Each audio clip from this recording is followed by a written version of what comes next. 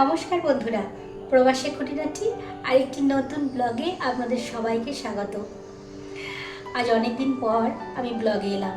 মাঝখানে অনেক দিন ব্লগ করা ছেড়ে দিয়েছিলাম। তারপর ভাবলাম যাই একটু আমার বন্ধুদের সাথে দেখা করি।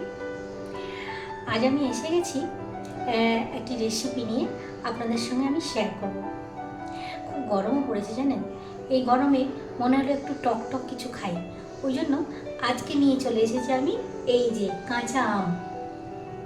আজকে বানাবো কাঁচা আমের চাটনি। চলুন তবে রেসিপিটা বানিয়ে ফেলি।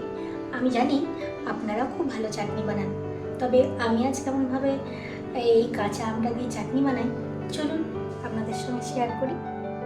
এই যে কড়াই বসিয়ে দিয়েছি, কড়াইটা হালকা গরম হয়ে এলে এতে দিয়ে দিলাম 1 টেবিল চামচ সরষের তেল।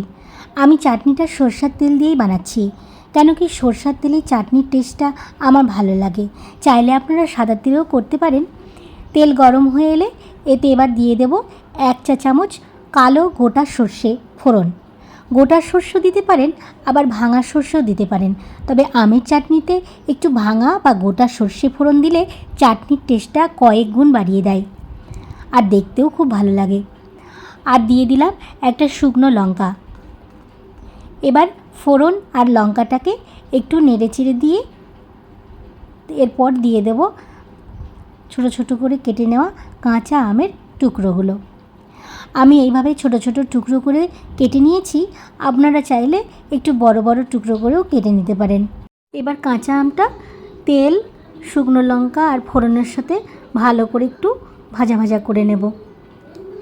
এরপর এতে দিয়ে দেব স্বাদ মতো লবণ আর খুব অল্প পরিমাণ হলুদ গুঁড়ো দিয়ে আমের সাথে লবণ আর হলুদটা ভালো করে মিশিয়ে নিয়ে এতে দিয়ে দেব 1 গ্লাস মতো জল। জলটা একটু আমি বেশিই দিলাম, এতে করে আমও সেদ্ধ হয়ে যাবে আর চাটনিটাও একটু ঝোল ঝোল থাকবে। এবার ঢাকা দিয়ে এটা হতে দেব 10 মিনিট। 10 মিনিট বাদে ফিরে এলাম।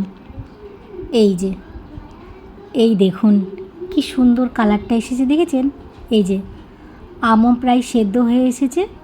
এই যে দেখুন আমগুলো প্রায় সেদ্ধ হয়ে গেছে। চলুন এবার এতে দিয়ে দেব মিষ্টি। আমার কাছে বেশ খানিকটা রসগোল্লার রস রয়েছে, সেটাই দিয়ে দেব। এই যে দিয়ে দিলাম। বেশ অনেকটা পরিমাণ ছিল, ওই কারণেই আমি আর এতে চিনি বা গুড় কিছুই দেব না, কারণ এই রসেই অনেকটা পরিমাণ মিষ্টি হয়ে যাবে। আপনারা চিনি বা গুড় যে যেমন মিষ্টি পছন্দ করেন সেই অনুযায়ী দিতে পারেন।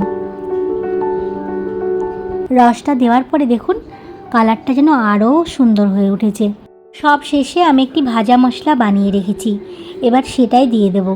এই যে এটা হচ্ছে ভাজা মশলা, 5 ফোড়ন শুকনো খোলায় ভেজে গুঁড়ো করে নিয়েছি, সেটাই দিয়ে দিলাম। এই যে ব্যাস দেখুন চাটনিটা দেখতে কি অপূর্ব হয়েছে। আপনারাও আমি যেভাবে বানালাম কাঁচা আমের চাটনি একবার এভাবে বানিয়ে দেখতে পারেন। অপূর্ব স্বাদের কাঁচা আমের চাটনি।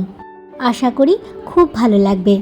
গরমের দুপুরে লাঞ্চের শেষ পাতে এরকম একটু কাঁচা আমের চাটনি থাকলে মন্দ হয় না, কি বলেন? তো বন্ধুরা, কেমন লাগলো আজ আমার আমের চাটনির রেসিপি? যদি ভালো লাগে অবশ্যই কমেন্ট বক্সে কমেন্ট করে জানাতে পারেন। ভালো লাগলে একটি লাইক করার অনুরোধ রইল আর আমার চ্যানেলটিকে একটি সাবস্ক্রাইব করার অনুরোধ রইল। সবাই আমার পাশে থাকবেন। আবার ফিরে আসবো অন্য কোনো ব্লগে বা অন্য কোনো রেসিপি নিয়ে। সবাই ভালো থাকবেন, সুস্থ থাকবেন। প্রচণ্ড গরম পড়েছে, সবাই বেশি বেশি করে জল খাবেন। চলুন সবাই ভালো থাকবেন, সুস্থ থাকবেন। ধন্যবাদ।